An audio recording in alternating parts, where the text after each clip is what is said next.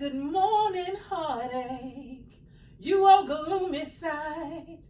Good morning, heartache, I thought we said goodbye last night. Stop haunting me now. Can't shake you no how. Just leave me alone.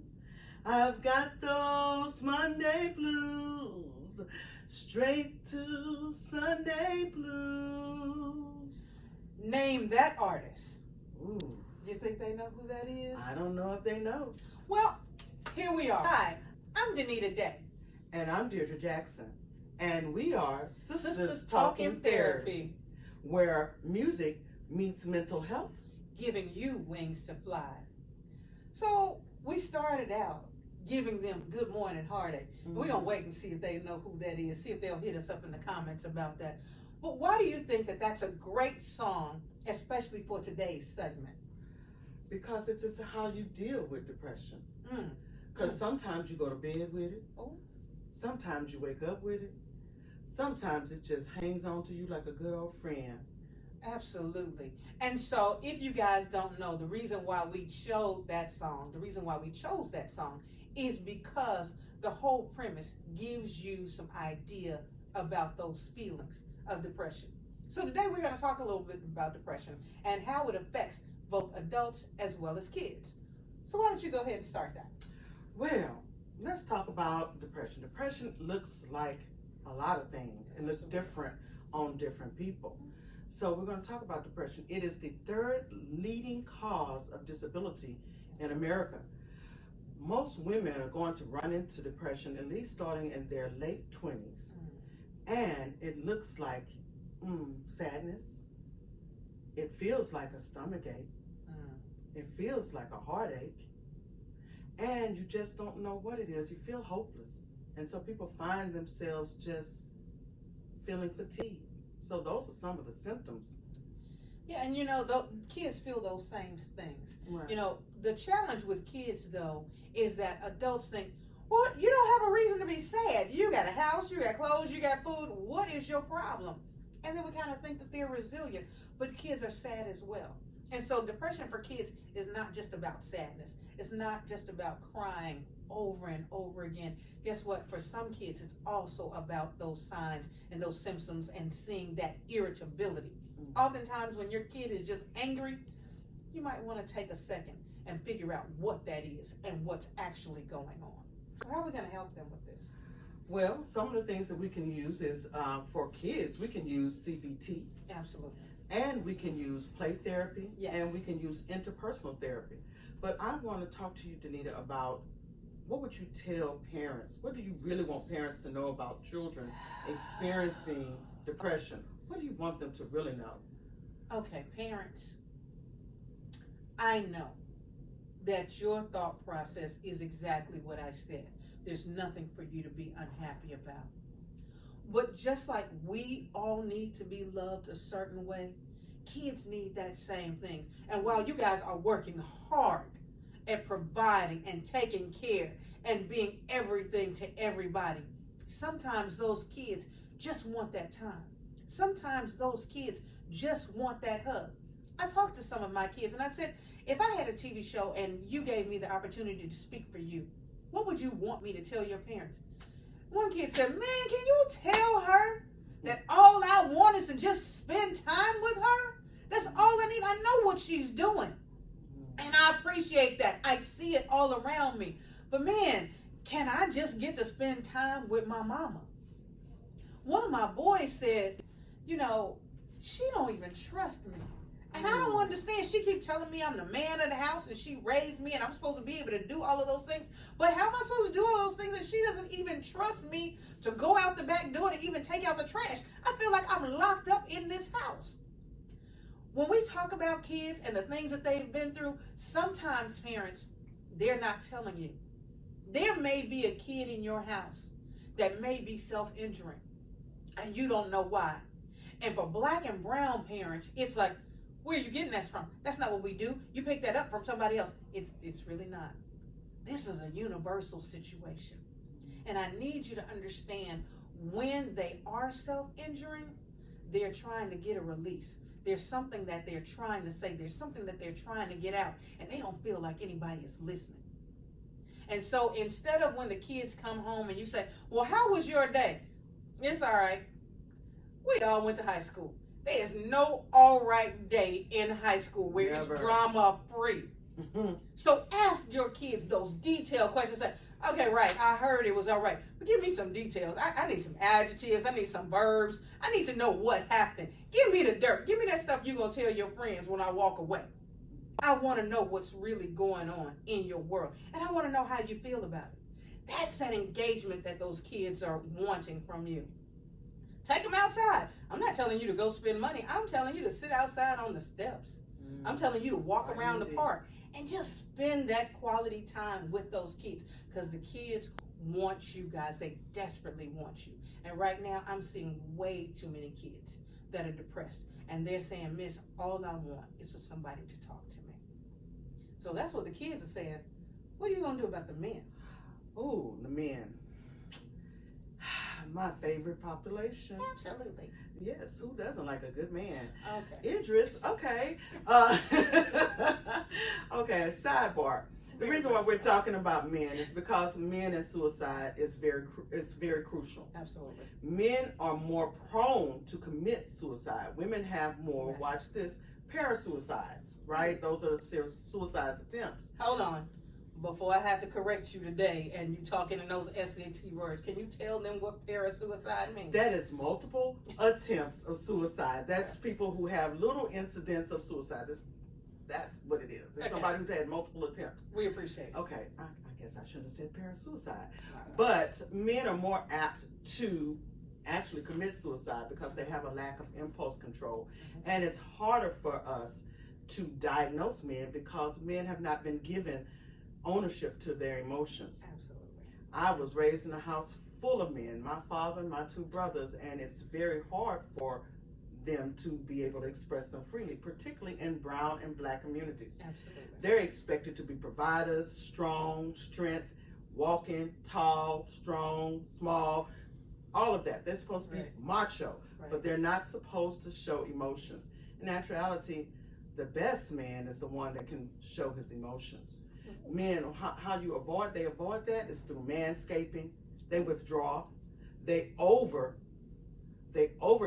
in sports. They overindulge in work, and they actually just disappear from society. And they get aggravated and irritable, and they can be abusive when they're depressed. Now hold on now, because you know we're going to get some comments for some women that's going to say, boy, he depressed because he watching Sunday night football, Monday night football, Thursday night football. That is not what we're That's saying. not what we're saying. We're saying it's an escape. Sometimes guys do just want to be guys, and they do just want to hang out with the fellas, Mhm. and please let them do that.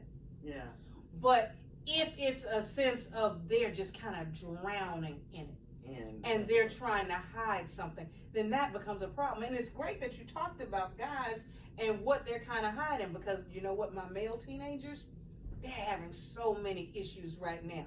Miss, I said, okay, well, first off, let's stop hollering at me. She won't listen to me. 1 minute is, you need to tell me what's wrong, but then the next minute, why are you crying? Boys not supposed to cry. What am I supposed to do? Am I supposed to cry? Am I supposed to talk? But it don't matter either way, because ain't nobody listening to me. Boys are supposed to cry. They're supposed to cry. They're supposed to feel. And that's the misconception. We got to give them that opportunity to be able to express emotions. If we don't give them that opportunity, they grow up to be broken men and broken Absolutely. relationships, Absolutely. and they continue to repeat the cycle.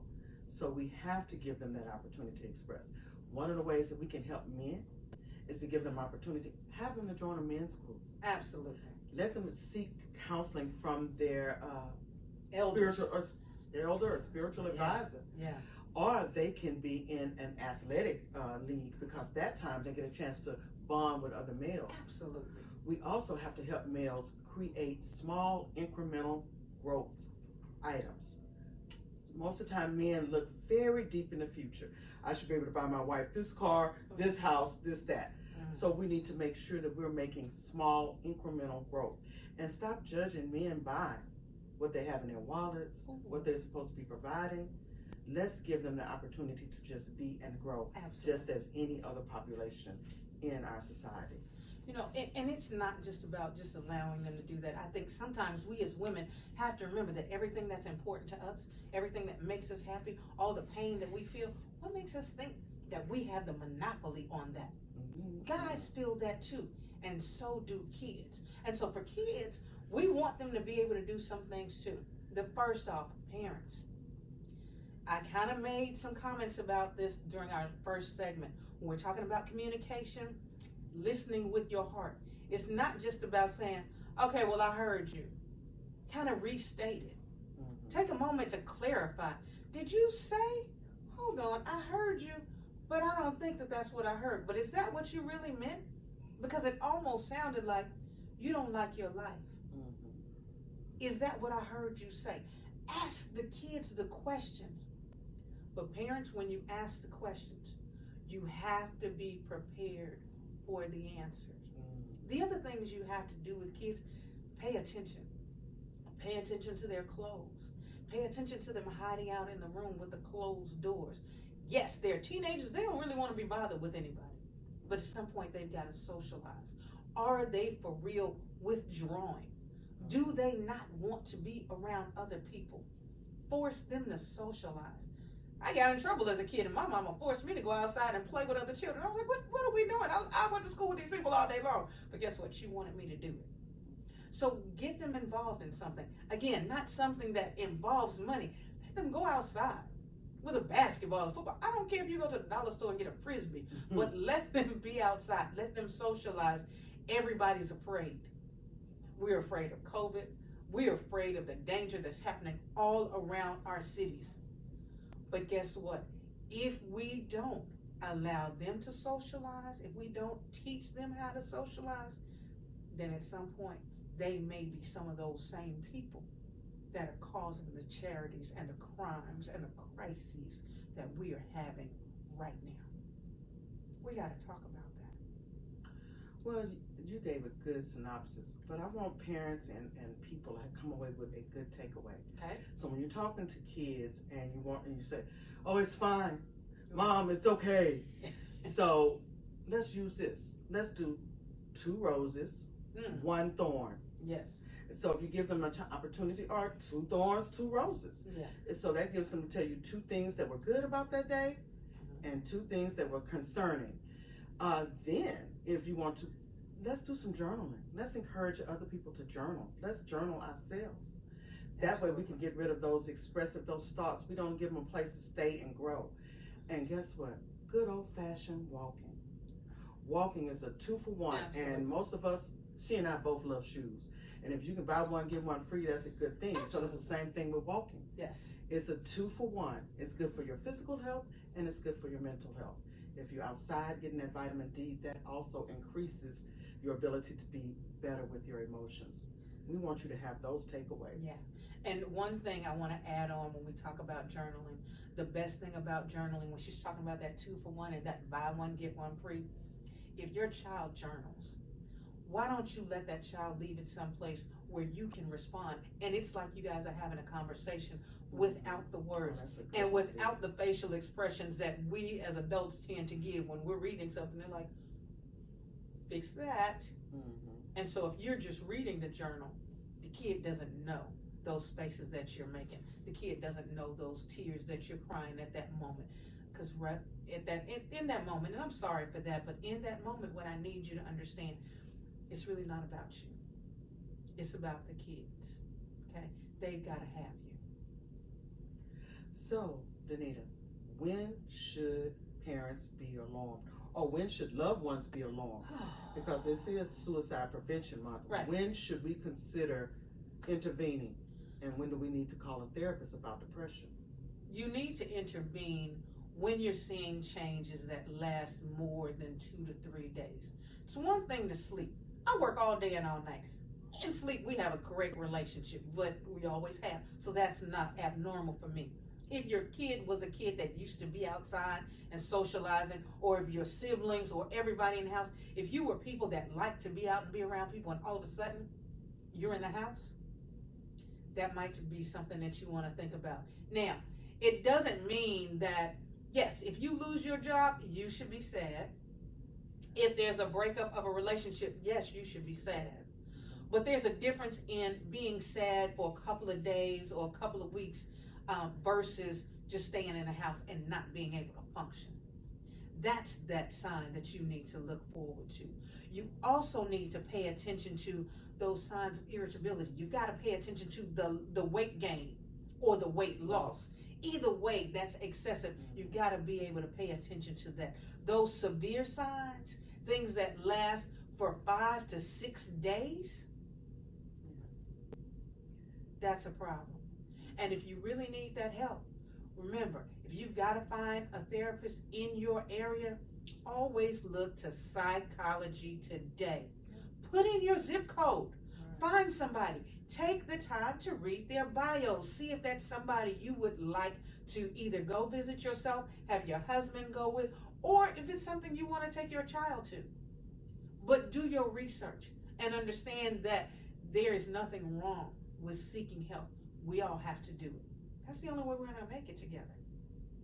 My last thing is, when you start talking about Psychology Today, when you're in the doctor's office, a lot of us are now taking PHQ-9s and DAS-21s, Absolutely.